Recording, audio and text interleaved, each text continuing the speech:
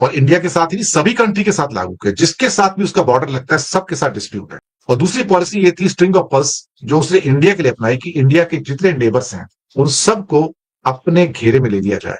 अगर इंडिया के सारे नेबर्स चाइना के इन्फ्लुएंस में आ जाते हैं तो इंडिया के चारों तरफ दुश्मन आ जाते हैं, एनिमीज। ये जितने 6-7 हमारे पड़ोसी देश थे, ऐसा क्या हुआ कि हमने उनका विश्वास खो दिया, लॉस्ट द ट्रस्ट। सलामी स्लाइसिंग के अंदर क्या होता है कि आप दूसरे कंट्री का एक एक इंच हिस्सा हड़पते चले जाते हो, और जब तक दूसरे को पता लगता है, पता लग रहा है कई मील का हिस्सा आपके हाथों से जा चुका है। चक्कर में क्या हुआ कि सिर्फ पाकिस्तान ही नहीं बल्कि नेपाल और अब भूटान का डोकलाम, पूरा म्यांमार, बांग्लादेश, श्रीलंका, मालदीव्स और अब अफगानिस्तान भी सब चाइना के फेर में चले गए। डिप्लोमेटिकली देखा जाए तो ये बहुत बड़ी विक्ट्री है चाइना की, और डिप्लोमेटिकली देखा जाए तो इंडिया के लिए it's huge huge concern.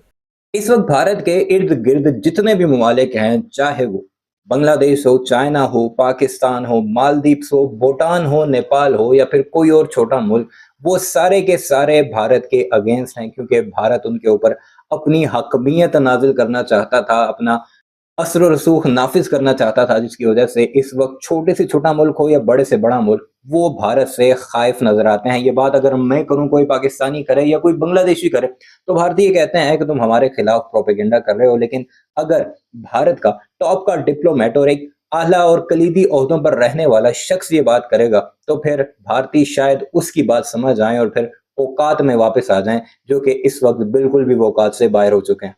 Ganesh साहब एक टॉप ब्यूरोक्रेट रह चुके हैं।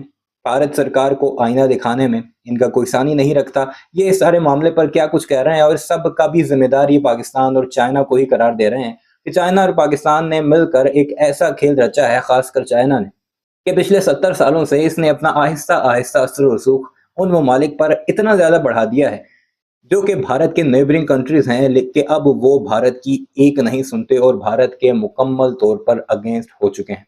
साथ ही साथ वो ये भी कहते हैं कि इसमें हमारी सरकारों के वो कारनामे भी हैं जो, अगर नेपाल की बात की जाए तो उसके बॉर्डर को लॉक करना, ब्लॉकेड लगाना और कोई भी प्रोडक्ट जो है नेपाल ना भेजने देना। कुछ सालों पहले की ये कहानी है, जिसके बाद वो नफरत जो थी नेपालियों के अंदर इतनी बढ़ चुकी है कि वो भारतीयों को देखना तक नहीं गवारा करते। इतनी नफरत है भारत के अगेंस्ट। और बांग्लादेश रिसेंट एग्जाम्पल आपके सामने है, क्या कुछ करते रहे।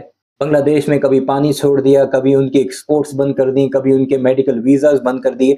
ये वो कहानियां हैं जिसकी वजह से आज भारत का एक भी नेबर उसके साथ खड़ा हुआ नहीं है, ना ही उसे देखना पसंद करता है। और उसके पीछे ये पिछले 10-12 साल की कहानी देखी है। 2014 से जब से नरेंद्र मोदी सरकार आई है, उसके बाद जो उसने हिंदुत्व की प्रचार करना, यानी हम सुपीरियर हैं और दुनिया सारी हमसे कमतर है, उसने इस नहज तक पहुंचा दिया है कि अब भूटान का डोकलाम का एरिया हो, उस पर चाइना का कंट्रोल है।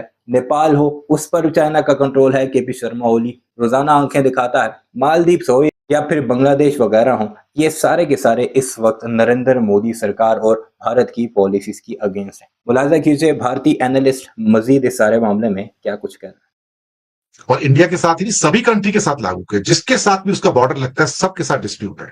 और सलामी स्लाइसिंग को हमेशा उसने अपने ज्योग्राफिकल एक्सपेंशन के लिए लागू किया। और दूसरी पॉलिसी ये थी स्ट्रिंग ऑफ पर्ल्स, जो उसने इंडिया के लिए अपनाई कि इंडिया के जितने नेबर्स हैं उन सबको अपने घेरे में ले लिया जाए। अगर इंडिया के सारे नेबर्स चाइना के इन्फ्लुएंस में आ जाते हैं तो इंडिया के चारों तरफ दुश्मन आ जाते हैं, एनिमीज। ये जितने 6-7 हमारे पड़ोसी देश थे, ऐसा क्या हुआ कि हमने उनका विश्वास खो दिया, लॉस्ट द ट्रस्ट।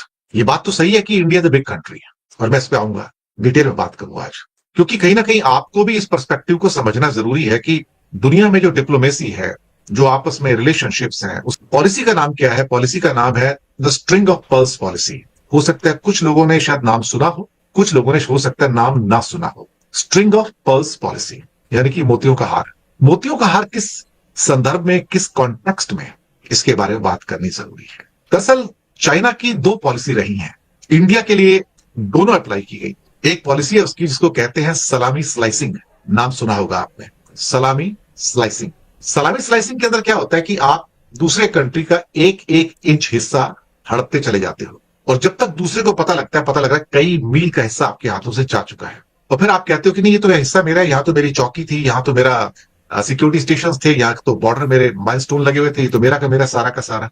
लेकिन ये सलामी स्लाइसिंग को चाइना ने जितनी चतुराई से पिछले करीब करीब 70-80 साल में, जब से इंडिपेंडेंट हुआ, तब से उसने लागू किया उसको, और इंडिया के साथ ही नहीं सभी कंट्री के साथ लागू किया, जिसके साथ भी उसका बॉर्डर लगता है सबके साथ डिस्प्यूट है। और सलामी स्लाइसिंग को हमेशा उसने अपने ज्योग्राफिकल एक्सपेंशन के लिए लागू किया। और दूसरी पॉलिसी ये थी स्ट्रिंग ऑफ पर्ल्स, जो उसने इंडिया के लिए अपनाई कि इंडिया के जितने नेबर्स हैं उन सबको अपने घेरे में ले लिया जाए। अगर इंडिया के सारे नेबर्स चाइना के इन्फ्लुएंस में आ जाते हैं तो इंडिया के चारों तरफ दुश्मन आ जाते हैं, एनिमीज। अब सवाल ही पैदा होता है कि इन एनिमीज से नहीं या दोस्तों से नहीं, ना एनिमीज ना दोस्त, फिर करें क्या अल्टीमेटली?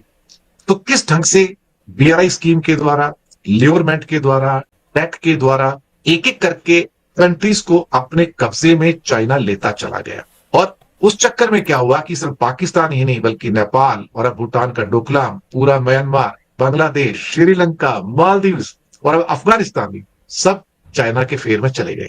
डिप्लोमेटिकली देखा जाए तो ये बहुत बड़ी विक्ट्री है चाइना की, और डिप्लोमेटिकली देखा जाए तो इंडिया के लिए इट्स ह्यूज कंसर्न। चलिए कुछ फोटोग्राफ और मैप्स के द्वारा समझाते हैं कि ये स्ट्रिंग ऑफ पर्ल्स पॉलिसी क्या है और कैसे चाइना ने हमको एक मोतियों के हार के अंदर फंसा लिया।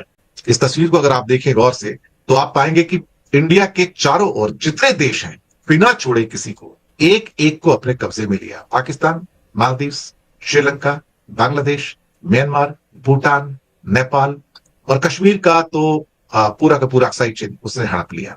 ये फोटोग्राफ। और कोई नेबरिंग कंट्री ऐसा नहीं है आज की डेट में जो इस समय चीन के बड़े इन्फ्लुएंस में ना हो। मैं आपको बताऊं, एवरी कंट्री हैज गॉन। एक बांग्लादेश बचा था, अब वो भी चला गया है। ये लिस्ट है हमारे सारे नेबरिंग कंट्री की, इंक्लूडिंग अफगानिस्तान। एक एक करके आते हैं, एक कुछ पॉइंट्स यहां पे बताता हूं आपको। सीपेक प्रोजेक्ट एक्सटेंड किया जा रहा है। Bangladesh, port facilities for Chinese navy plus a new airbase in Lalmonirhat district, यानी कि चिकन नेक के साथ लगा हुआ district. Myanmar, fully under Chinese occupation through military junta, लेकिन चाइना ने यहां पे चाल खेली कि मिलिट्री जुंटा को भी सपोर्ट करता है, रेबल्स को भी सपोर्ट करता है, यानी कि दोनों हाथों में लड्डू। रेबल्स जीतेंगे तो भी चाइना का शासन, मिलिट्री जुंटा जीते तो भी उनका शासन। मकसद क्या था?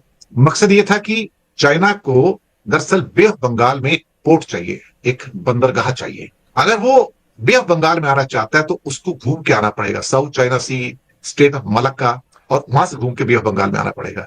लेकिन यहां से म्यांमार के अंदर पूरी रेलवे लाइन बिछा के पोर्ट तक उसको आने में कुछ घंटे लगते हैं। तो स्ट्रेट एक्सेस उसको मिलता है म्यांमार के पोर्ट के द्वारा चाइना का मेन लैंड के अंदर।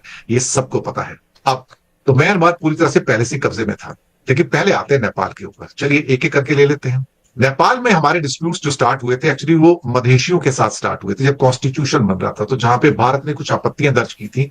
हालांकि कॉन्स्टिट्यूशन उनका था, लेकिन आपत्तियां हम दर्ज कर रहे थे जो नेपाल को बर्दाश्त नहीं हुआ। और फिर उसके बाद बहुत सारे जो एरियाज थे इसके अंदर, काला पानी था, लिम्पू धुरिया था, एक दो और जगह थी। फिर उसके बाद अखंड भारत का नक्शा इंडिया में आया और उन्होंने अखंड नेपाल का नक्शा लगा दिया। वो फिर उसके अंदर काफी तलखी हुई और चाइना ने बहुत जबरदस्त बीआरआई स्कीम के अंतर्गत नेपाल को हेल्प देना शुरू कर दिया। जब नेपाल को हेल्प देना शुरू किया तो वहां इंडिया को लगा कि चीजें हाथ से निकल रही हैं। जब हम इंडिया के द्वारा अपने नेबर्स को दी जाने वाली जो एनुअल हेल्प है उसको देखें तो पीनट्स है, कभी 200 करोड़, 300 करोड़, 400 करोड़, बस इतना ही। मैक्सिमम जो है वो भूटान को जाती है।